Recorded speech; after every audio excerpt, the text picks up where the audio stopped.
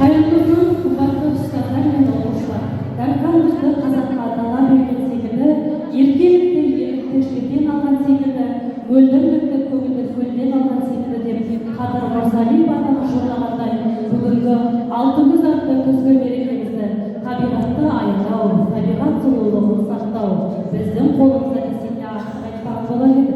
Табиғат күллі тіршілік атаулының құтты қонысы, алтын ұя бесігі, құт берекесі.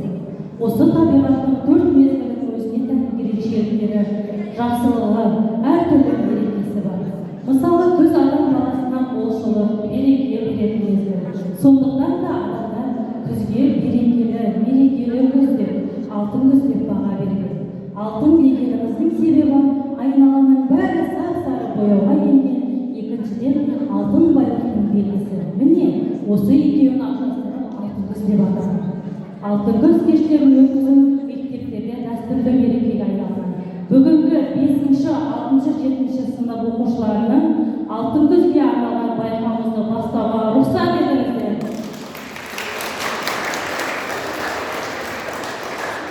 Жиылған қауым армысыздар бәріңіз, келіп жетті алтын дәмді сары күз, бірге болып қуанышты бәріңіз, бізбен бірге шаттық әнін салыңыз. Күз мейрамы құтты болсын баршаға, күздің сәні келіп қапты ортаға, әділ қазы алқасымен таныстырып, кетейінші осы отырған баршаға.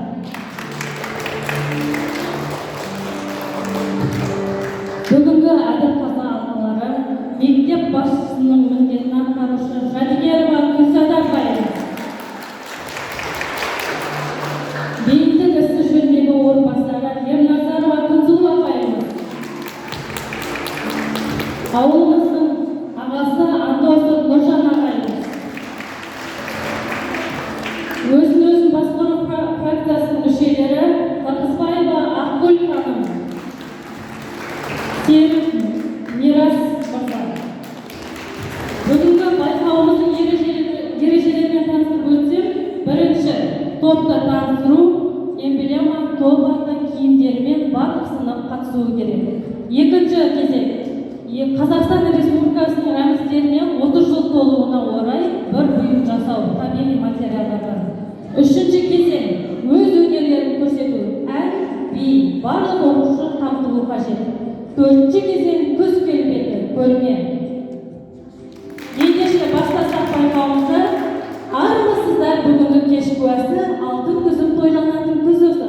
Жасыл дала сары түске айналып, алтын күзге айналады жыр осы.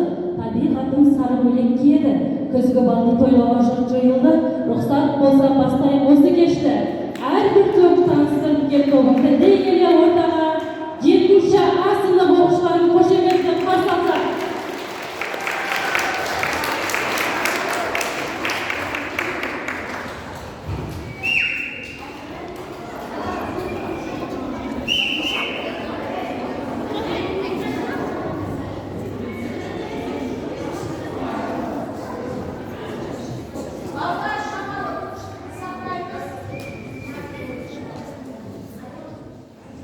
Топтың аты,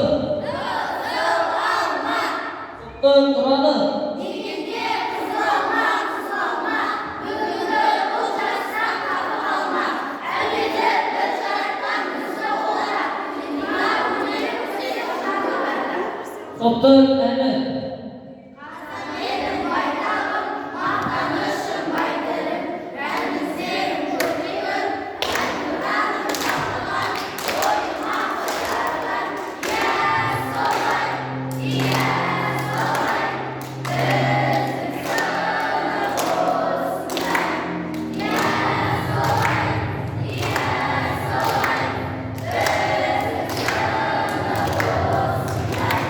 Masih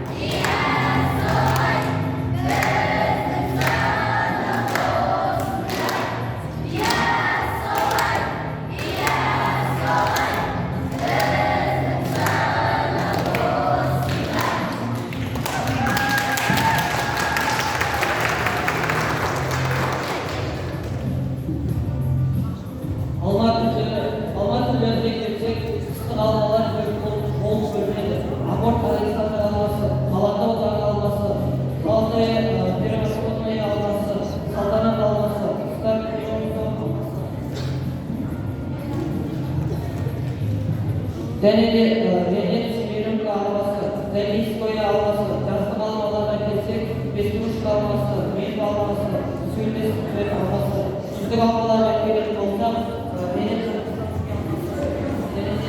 Ренет Бухария алмасы болып бөледі.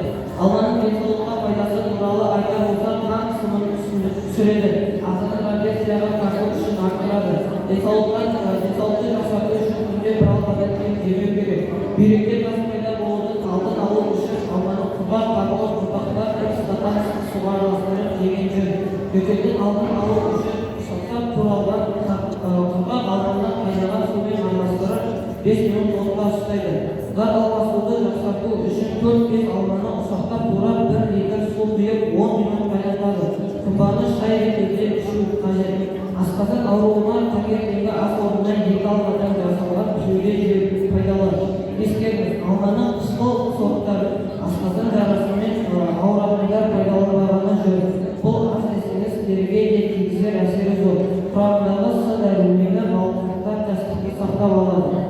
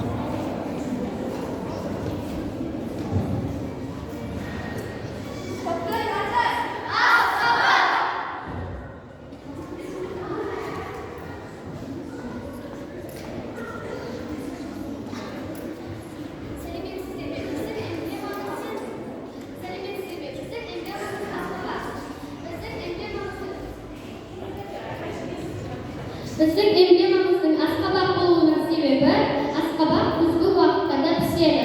Асқабақ жайлы аздаған мәлімет беріп кетсем, асқабақтың отаны солтүстік және оңтүстік Америка болып табылады. Асқабақты ол жерлерде өсіру біздің заманымыздан бұрынғы 3000 жылдан басталған екен. Тағы да қоса айтатын болсам, асқабақтың 20-дан астам түрі бар. Асқабақтың тағы да басқа ірі және кәдімгі түрі бар. Асқабақтың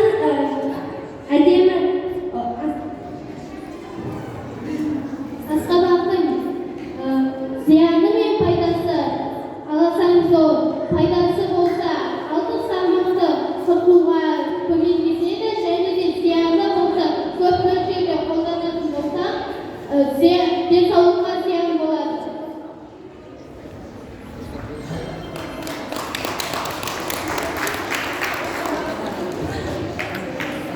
不响没吧？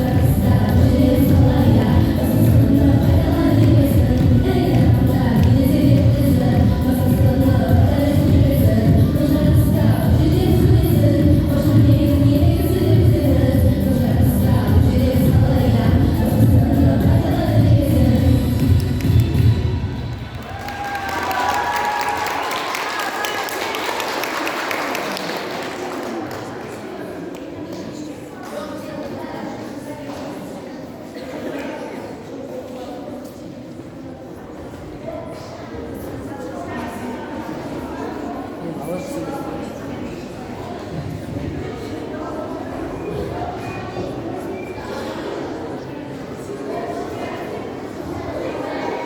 береке, көз ырыстың белгісі, қайтып барады мекеннен құсы.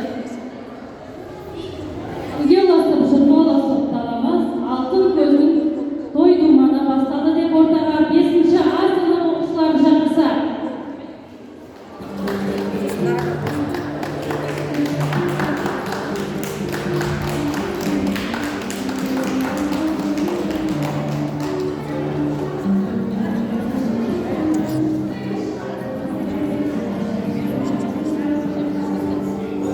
Doktor Hakkı, Doktor Muhammed,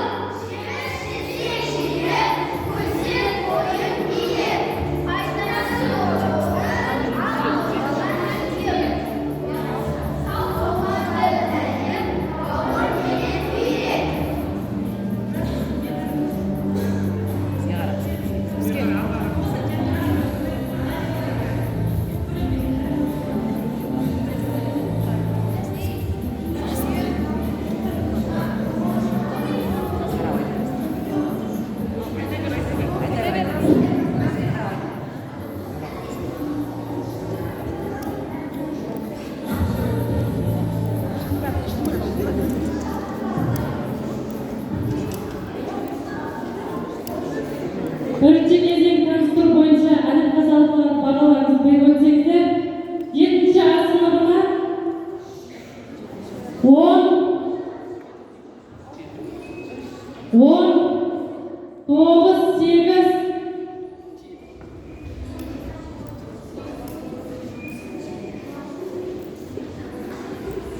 6-ші А сыныбына 10,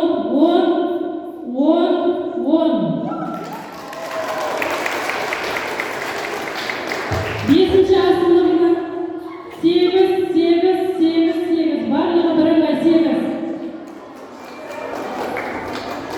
Екінші кезеңге кезек берсек, Қазақстан Республикасының рәміздеріне 30 жыл толуына орай бір бұйрық жасау. 7-ші сынып оқушыларын қарсы алсақ,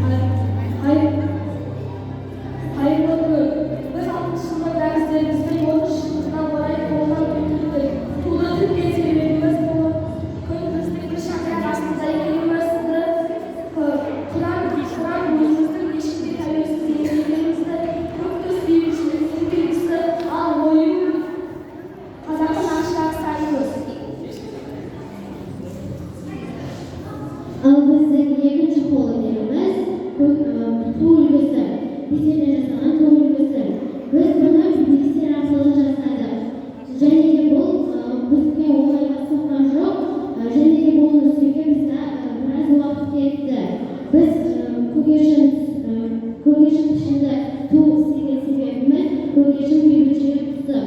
Sonuçtan biz dilimiz değil, olsun üyesiz olsun diye dileyiz.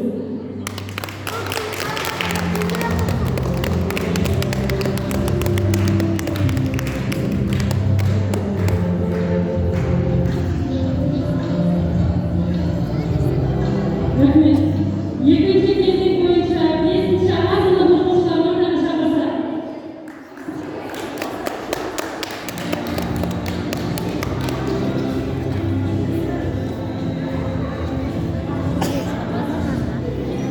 Ол Қазақстан Республикасының мемлекеттік туы. Біз ақпаратқа алудың осы туды сүйетін салмақты және картографикалық пайдалы сеуі, жерін жағып, сеуіп шықтық. Ал біз бұны ракымен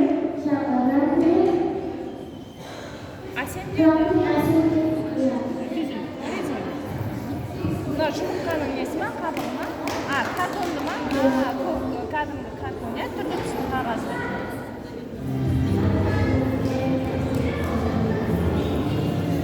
Бүгінгі кеш өтіп жатыр мәнменен әр сұлу әсем болар сәнменен өнерлерін көрсетуші әнменен дейгіле келесі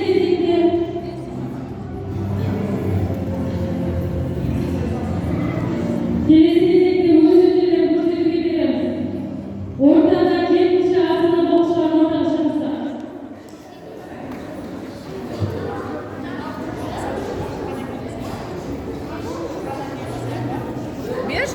Самал 5-4 минутқа.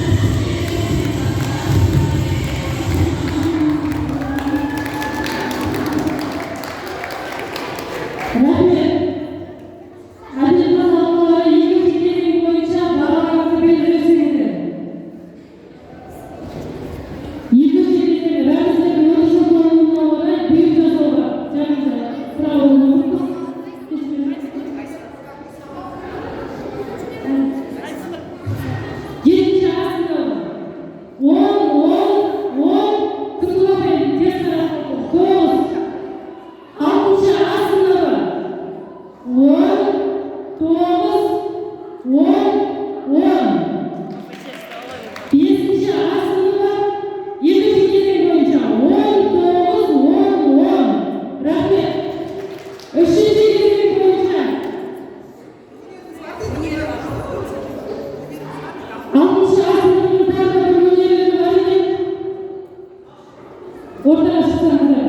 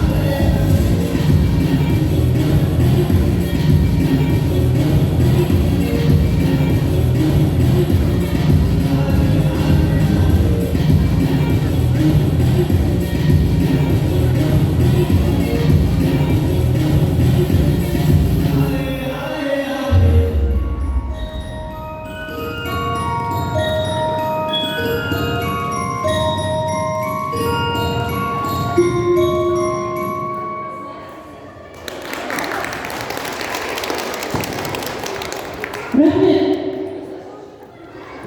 Işıklı gezegen özümlülük boyunca adı kazanlar bağlantılı bir müziğinde 70 asırlarına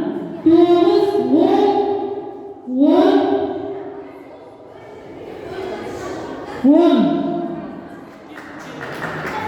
60 asırlarına 10 1. asırda 9 Rahmet. 4. gezegimizin bizim müzik dizide jaylayımız, kaldı başına esireleyimiz. 6. arkadan kız kıybetin arlayımız ilgili kız kıybetin bölge 7. asırda.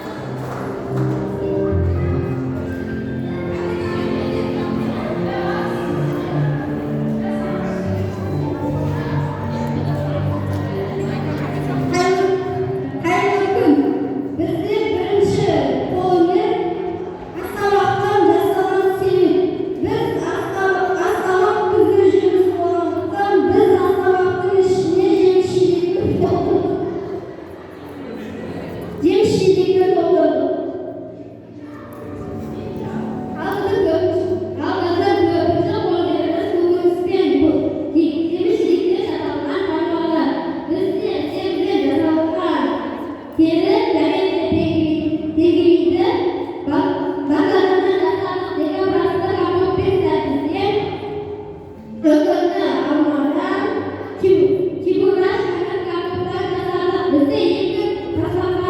Beliau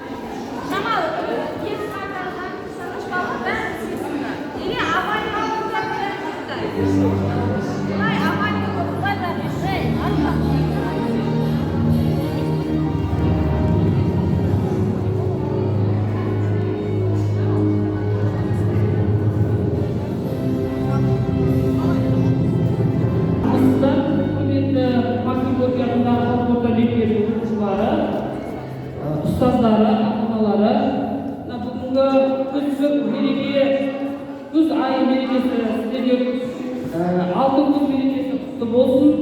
Бүгінгі үлкен сайысқа белсене қатысып барлықтарыңызға қатысқандарыңыз үшін алғысымыз шексіз. Енді мына жерде біз әділқазылар алқасы ақылдаса отырып бір шешімге байлауға келдік. Қазір оны біздің мектебіміздің директорының міндетін атқарушы Гүлзада апайларың айтып түсіндіреді. Қазір сөз берейін, мен Нұржан ағайдан өзімде бір ой бар шығар, соны айтып өтсін. Құрметті оқушылар, аналар, ұстаздар, бүгінгі алтын күндеріңіз құтты болсын. Не деймін, мынау әр классқа келіп тоқталатын болсам, жетіге киім үлгісі әзірлеген жақсы, алты, тоже. Енді мына бесінші сынып бірінші қатысулары ғой енді кешірімшіл болу керек. Әлде жұмыс істейтін өте көп. Өзім 8 қойған себебім, киімі несі дұрыс болмады, сол жағынан 8 қойып, ол жағынан еш болмайды деп ойлаймын. Өйткені бұлар кішкентай, келешектері алда. Қалғандарына не деймін? Сынып жетекшілеріне өте рахмет. Бір адамдай атсалысып, осылардың несіне жүгіріп, алғысым шексіз.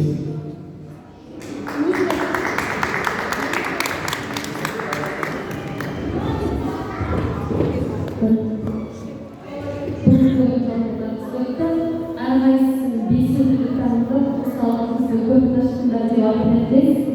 Мен осы бүгінгі алтын сайысында 6-шы сыныптың бесеулерін көбірек байқадым. Өздерінің таныстыруымен, сәндігісімен, және жалпы осы болған сайыстардың кезеңінде өздерінің ерекше бесеулерімен ерекшелігіне көзге және 5-ші сынып сендер жаңа қадам бастап келдіңдер үлкен сыныпқа. Болашақта алға келешекте сендермен осындай үлкен нәтижелер күтеміз, үлкен белестерді бағындыра және 7-ші сынып сендер өз әлі болып сіздер. Сендердің де бізге көрсеткен өнерлерің өте жоғары бағаланады. Сонымен қатар өздеріне үлкен алғысымыз шексіз. Осылай жадырап жайнап жүре беріңдер. Саламатсыздар оқушылар, көрермен. Бүгінгі ойын тартысты өтті. Енді ойын болғаннан кейін ойында жеңілісте болады. Сондықтан қандай орын алсаңыздар да еш мұңаймай, тек алға жылжи беріңіздер. Сіздерге бүгінгі ойын үшін үлкен рахмет айтамын.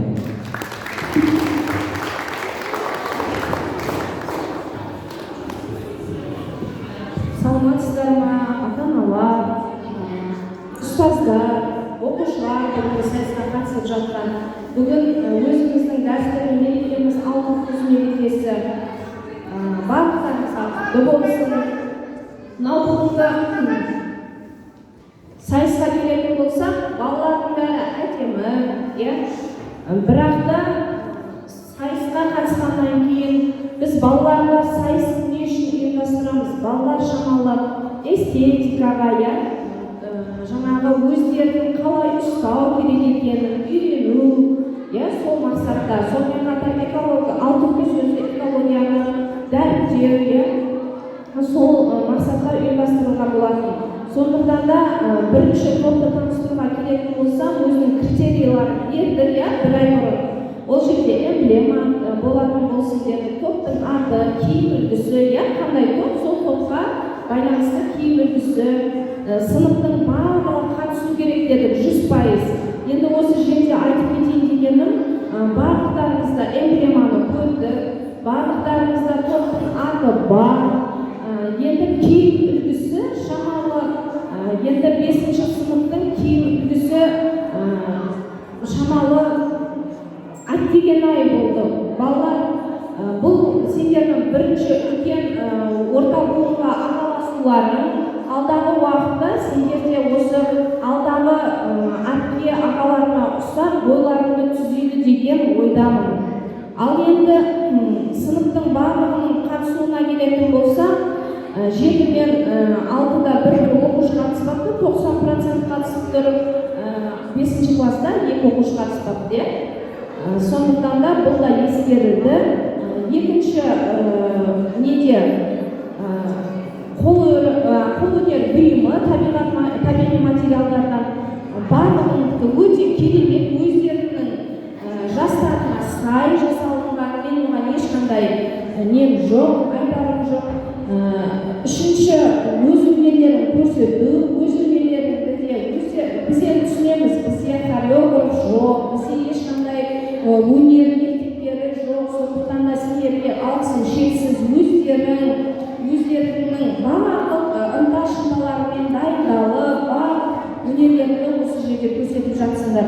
Осы жерде айтып кететін 5-ші сыныптың өзі, жаңағы акробатика дейді ғой, шпагатқа ойнап жатыр, өздері мостик өзі де өнер балалар, жарайсыздар. Осы өнерлерін әрі қарай шыңдала берсін, жетістіктерге жете беріңдер. Күз келбеті көрмесінде жеміс жидек. Қазіргі таңда балалар, мен сіздерге әрдайым айтамын, оқушылар интернетті ашсаңдар, оған ешқандай мұғалімнің де ата-ананың да қажет емес.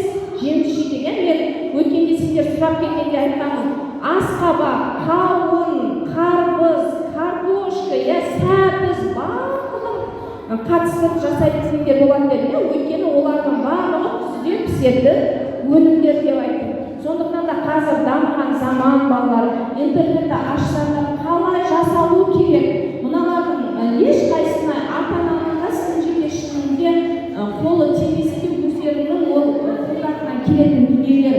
Сондықтан да сендерге алдағы уақытта тек қана сәттіліктер тілеймін. Бүгінгі енді әділқазылардың шешімімен сендерге Максим Горький атындағы нөмір 8-ші жалпы орта мектебінде 2022 жылы балалар жылына орай ұйымдастырылған 5-7 сынып оқушылары арасында өткізілген сайыста белсене қатысып үздік өнер көрсеткен 5-ші А сынып оқушылары 3-ші орын иеленіп мақтау қағазымен марапатталды.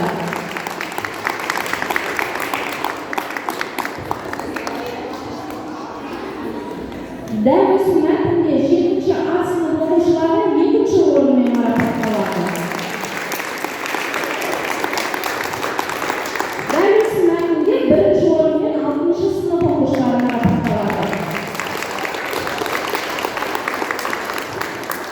Жарайсыздар балалар, енді кеше оқушылар бізге қандай подарка береді деген сұрақтар келіпті. Енді осы жерде әдейі сынып жетекшілеріне қосып шығарып отырмыз. Сынып жетекшілерге де алғысым шексіз. Мынау жылдың соңы демей, ТШБ-мен арпалысып жүріп, осы оқушылардың дайындығына, осылардың барлық қасында үй ұмытып, осыларға қол ұшын беріп жүрген сынып жетекшілерге алғысым шексіз. Және де балаларға демеу көрсеткен ата-аналарға да алғысым шексіз. Ата-аналар сіздерге үлкен рахмет. Осындай әдемі балаларды тәрбиелеп өсіргендеріңізге және де әрдайым осылай демеу бергендеріңіз үшін. Енді подарка балалар сендерге әрқайсысына енді ата-анаға подарка жоқ, бірақ та біз демеуші дейміз бар кәсіподақтан сендерге кішігірім подарка жасауды, сыйлық жасауды сұрандық. Сондықтан да сынып жетекшілеріне 5.000 теңгеден беріледі, өздері чай-пиcha ұйымдастырасыңдар, торт алып, бүгін болсын, не болмаса екінші тоқсанда болсын, кабинеттерінде кішігірім чай-пиcha ұйымдастыруға мен сендердің сынып жетекшілеріне кәсіподақтың атынан 5.000 теңгеден беремін. Сынып жетекшілер, сіздер балаларға осылай әдемі чай-пиcha ұйымдастырып бересіздер. Рахмет, бағыттар.